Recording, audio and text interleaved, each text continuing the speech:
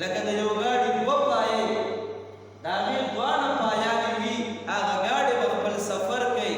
او که نه د هغې یو پایې لرې کړي شي نو په یو پایې باندې هغه سفر نشي کولی نو دغه شان دی د انسانیت د زندګۍ دپاره دوه ټیرونه دي یو نارینه دی او یو زنانه دی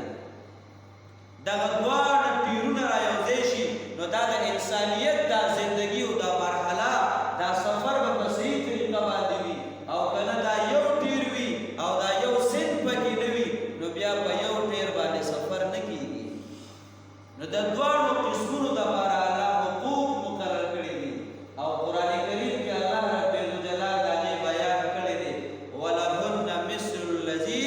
علیهن بالمعروف وللرجال علیهن درجه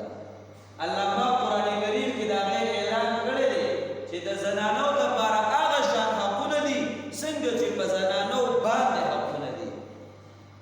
د زنانو